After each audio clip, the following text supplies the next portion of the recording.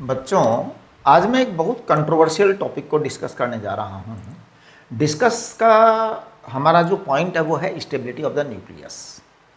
क्या न्यूट्रॉन का नंबर बढ़ने पर न्यूक्लियस स्टेबल होता है या न्यूट्रॉन का नंबर कम होने पर न्यूक्लियस स्टेबल होता है? क्या होता है? या क्या न्यूट्रॉन का नंबर बढ़ने पर न्यूक्लियस अनस्टेबल हो जाता है? क्या है? इसके लिए हम कुछ एग्जाम्पल लेकर के बात करेंगे। मेरे पास में डेटा है काफ़ी सारा, तो मैं आइसोटोप्स के बारे में बात कर रहा हूँ। देखिए, बहुत सारे आइसोटोप्स हैं हर एलिमेंट के, तो मैं अलग अलग तरह के आइसोटोप्स की बात कर रहा हूँ। आइसोटोप्स आप जानते हैं जिनका जेड सेम होता है लेकिन ए अलग अलग होता है ना। अच्छा, और एन को हम कहते हैं ए माइनस जेड। ये आप समझ गए। इसका मतलब ये हुआ कि कोई भी अगर एलिमेंट है तो जेड तो उसका फिक्स हो गया नंबर, तो है ना। एन बढ़ने के साथ साथ ए बढ़ेगा, एन बढ़ने के साथ साथ ए बढ़ेगा, पक्का। यानी कि ए और एन दोनों साथ साथ बढ़ते हैं, करेक्ट। एन ज्यादा होने का मतलब ए ज्यादा हो गया। ओके, चलिए अब मैं एक एक करके डिस्कस करना चाहता हूं। सबसे पहले मैं हाइड्रोजन की बात करता हूं। देखिए, हाइड्रोजन में हमारे पास में 3 आइसोटोप्स को डिस्कस करता हूं। वैसे तो काफी सारे हैं लेकिन मैं बेसिकली 3 को डिस्कस करता हूं। आप सब लोग जानते हैं, जो फर्स्ट है उसको कहते हैं प्रोटियम, जो सेकंड है उसको कहते हैं ड्यूटेरियम, और जो थर्ड है उसको कहते हैं ट्राइटियम। देखिए, फर्स्ट और सेकंड ये दोनों जो है स्टेबल है, और ये तीसरा वाला जो है ये रेडियो एक्टिव है, यानी अनस्टेबल है। अनस्टेबल है। इसके अंदर अगर मैं प्रोटॉन की बात करूं तो केवल एक प्रोटॉन है, न्यूट्रॉन है ही नहीं। इसके अंदर अगर मैं प्रोटॉन और न्यूट्रॉन की बात करूं तो दोनों एक एक हैं। इसमें मैं प्रोटॉन की बात करता हूं और न्यूट्रॉन की बात करता हूं तो ये 2 हैं, और ये अनस्टेबल है। ये अनस्टेबल है, यानी न्यूट्रॉन ज़्यादा हुआ तो अनस्टेबल हो गया। इससे आगे भी काफ़ी सारे हैं, 1h4, 1h5, 1h6 हैं, वो सब अनस्टेबल है। All are radioactive, all are radioactive. यानी कि एट ए फर्स्ट ग्लांस अगर हम फर्स्ट स्टेज पर बात करें तो ये कहना ठीक नहीं लग रहा कि न्यूक्लियस का नंबर बढ़ने पर स्टेबिलिटी न्यूट्रॉन का नंबर बढ़ने पर स्टेबिलिटी बढ़ती है। चलिए अब हम आगे आते हैं। तो मैं नेक्स्ट वाली जो टॉपिक ले रहा हूँ, नेक्स्ट वाला ले रहा हूँ मैं हीलियम। आप देखिए, हीलियम की बात जब मैं करता हूँ तो हीलियम में देखिए क्या क्या खास आइसोटोप्स हैं। सबसे पहले मैं कहता हूँ 2He3, 2He4, ये दोनों स्टेबल है, दोनों स्टेबल है ना। और 2He6 जो है ये अनस्टेबल है। इसकी जो हाफ लाइफ है वो लगभग 800 सेकंड है। 2He5 भी पाया जाता है, 2He5 भी पाया जाता है। इसकी जो हाफ लाइफ है वो लगभग 600 साल है। 600 साल, हाँ 600 साल है। यानी कि ये भी रेडियो एक्टिव है। अब देखो, आपका नंबर बढ़ने के साथ में रेडियो एक्टिविटी बढ़ गई है। चलिए आगे हम बात करते हैं कार्बन की। जब मैं कार्बन की बात करता हूं तो देखिए, कार्बन के मामले में मैं बात करूंगा 6C12। 6C12 का मतलब 6 प्रोटॉन 6 न्यूट्रॉन है ना। 6C13 इसका मतलब 6 प्रोटॉन 7 न्यूट्रॉन। ये दोनों स्टेबल है, ये दोनों स्टेबल है। 6C14 ये अनस्टेबल है ना। तो 6C14 रेडियो एक्टिव है, 6C14 रेडियो एक्टिव है। इसकी हाफ लाइफ लगभग 5700 साल है, यानी कि रेडियो एक्टिव है ये। तो और देखिए, मेरे पास में कार्बन के अलावा और भी डेटा है। कार्बन का जो आगे बढ़ता जा रहा है 15, 16, 17, ये सब के सब अनस्टेबल है, सब के सब अनस्टेबल है, और सबकी हाफ लाइफ जो है वो बहुत ही कम होती चली जा रही है। मतलब न्यूट्रॉन का नंबर बढ़ने से स्टेबिलिटी बढ़ती है, ये बात ठीक नहीं है। नेक्स्ट हम नाइट्रोजन की बात कर रहे हैं। कुछ देखिए खास चीज़ें हैं, तो हम जरा नाइट्रोजन के बारे में बात करें। 7N13 एंड 7N14 ये दोनों स्टेबल है, ये दोनों स्टेबल है। 7N15 भी स्टेबल है, नहीं सॉरी 7N14 एंड 7N15 ये दोनों स्टेबल है। 7N14, 7N15 दोनों स्टेबल है। फिर 7N16 के बाद सारे के सारे रेडियो एक्टिव है, सारे के सारे रेडियो एक्टिव है। यानी न्यूट्रॉन का नंबर बढ़ रहा है ना भाई। आप सोचिए, 7N16 भी रेडियो एक्टिव है, 7N17 भी रेडियो एक्टिव है, ये सब रेडियो एक्टिव है। तो इसका मतलब न्यूट्रॉन का नंबर बढ़ रहा है और रेडियो एक्टिविटी बढ़ रही है, और हाफ लाइफ भी कम ही होती चली जा रही है। चलिए आगे बढ़ते हैं हम। आइसोटॉप्स ऑफ ऑक्सीजन के बारे में बात कर लें जरा।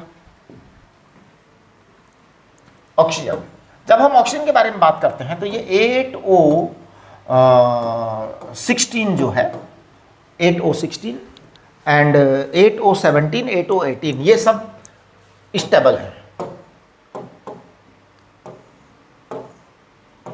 18 ये सब स्टेबल है, ऑल आर स्टेबल। फिर जैसे 8O19 आ रहा है, ये रेडियो एक्टिव है। फिर 20 भी रेडियो एक्टिव है, सब रेडियो एक्टिव है। यानी कि न्यूट्रॉन का नंबर बढ़ने के बाद स्टेबिलिटी कम हो गई है। अपन बात करते हैं आयरन की। देखिए आयरन जो है ना, फेरस के मामले में बात करते हैं तो 26 फेरस जो है 56 और 26 Fe 57 एंड 58 तीनों स्टेबल है। ये 57, 58 तीनों स्टेबल है। लेकिन 26 Fe 59 ये अनस्टेबल है, अनस्टेबल रेडियो एक्टिव है। फिर सारे रेडियो एक्टिव है। तो ये बड़ी ही एक क्लियर कट पिक्चर आ जाती है कि ऐसा नहीं है कि न्यूट्रॉन का नंबर बढ़ने पर स्टेबिलिटी बढ़ती है। तो फिर क्या हम इसको ऐसे बोल दें कि न्यूट्रॉन का नंबर बढ़ने पर स्टेबिलिटी घटती है? क्या ऐसे बोल देना चाहिए? मेरे हिसाब से ये भी ज़्यादा अच्छा स्टेटमेंट नहीं बनेगा। ज़्यादा अच्छा स्टेटमेंट ये है कि बल्कि न्यूक्लियस की स्टेबिलिटी कम होती है, तो bulkiness is inversely proportional to stability. ये ज़्यादा अच्छी बात है।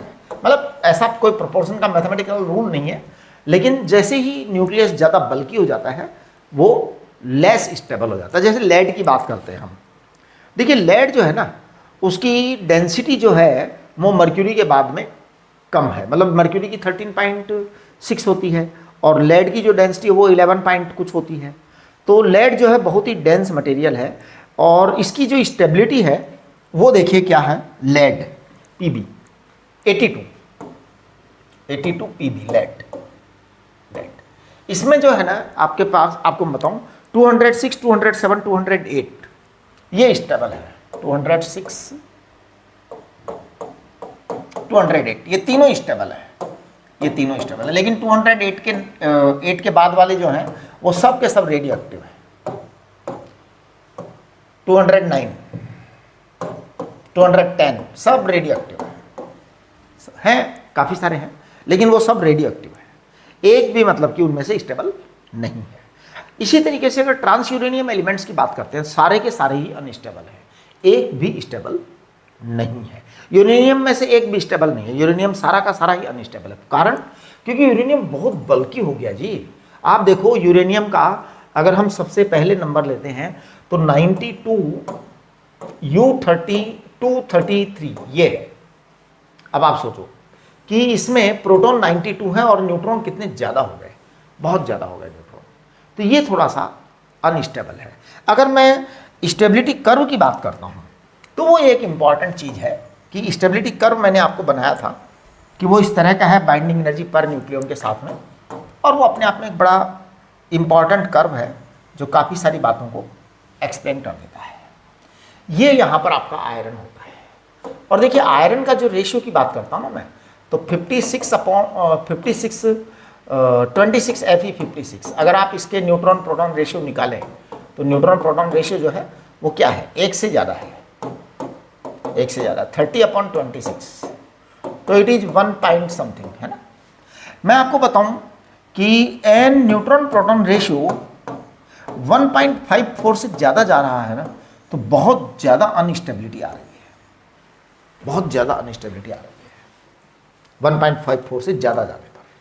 तो इसका अर्थ ये हुआ कि नेचर ने एक बाउंड्री सेट की है दोनों साइड में, यानी कि जो हल्के वाले हैं, देखिए जैसे ये लाइट वाले हैं, लाइट वाले में न्यूट्रॉन कम है तो भी ये अनस्टेबल है, न्यूट्रॉन कम है तो भी अनस्टेबल है ना। यहाँ देखो, यहाँ से न्यूट्रॉन बढ़ रहे हैं तो स्टेबिलिटी यहाँ बढ़ गई, ये वाले स्टेबल रेंज के अंदर है, राइट। लेकिन इसको हम ये नहीं कह सकते कि न्यूट्रॉन बढ़ा तो स्टेबिलिटी बढ़ गई, नहीं, उसका कारण कुछ न्यूक्लियस के अंदर वाले इंटरेक्शंस हैं। न्यूक्लियस के अंदर जो है न्यूट्रॉन प्रोटॉन आपस में कन्वर्ट हो रहे हैं कॉन्टिन्यूस, उनके बीच में कुछ एलिमेंट्री पार्टिकल्स बन रहे हैं, पार्टिकल्स वापस बनते हैं, फिर कंबाइन होते हैं, फिर बनते हैं, फिर कंबाइन होते हैं। वो एक इंटरनल प्रोसेस है न्यूक्लियस का, उसकी वजह से ये स्टेबिलिटी है ज़्यादा। न्यूट्रॉन का नंबर बढ़ने से स्टेबिलिटी जैसी बात नहीं है। न्यूट्रॉन का नंबर अगर 1.54 तक है तो ये जो है ना, इसके बाद में अगर है n/p ग्रेटर देन 1.54 है तो स्टेबिलिटी बहुत कम हो गई है, बहुत कम हो गई है। और ज़्यादा बल्कि अगर न्यूक्लियस है तो स्टेबिलिटी बहुत ज़्यादा कम है। यानी कि हमारे पास में कुल मिलाकर के बात ये है कि हम ये नहीं कहेंगे कि न्यूट्रॉन का नंबर बढ़ने पर स्टेबिलिटी बढ़ रही है, ये नहीं बोलेंगे, है ना, क्योंकि सारे के सारे आइसोटोप्स में ही ऐसा हो रहा है कि आप देखिए मैंने आपको सारे आइसोटोप्स बताए हैं, है ना। हाइड्रोजन में भी ऐसा ही हो रहा है कि न्यूट्रॉन का नंबर बढ़ने पर स्टेबिलिटी कम हो रही है हाइड्रोजन के आइसोटोप्स में। हीलियम के आइसोटोप्स में भी ऐसा ही हो रहा है कि न्यूट्रॉन का नंबर बढ़ने पर स्टेबिलिटी घट रही है। कार्बन के आइसोटोप्स में भी ऐसा ही हो रहा है ना।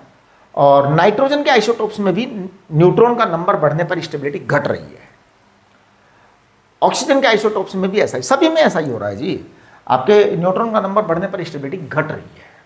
तो बेटर है हम इस तरह से बात करने के बजाय इस तरह से बात करें कि बल्कि न्यूक्लियस जो है वो अपने आप में कैपेबल नहीं होता अपने को होल्ड करने में।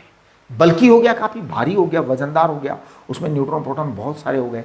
अब उस न्यूक्लियस में वो कैपेसिटी नहीं है कि वो अपने आप को कलेक्टिव रख सके, इसलिए वो टूट करके रेडियो एक्टिव होना चाहते हैं। और रेडियो एक्टिव होकर के वो अपनी रेंज आती है, उस रेंज के अंदर वो आ जाना चाहते हैं।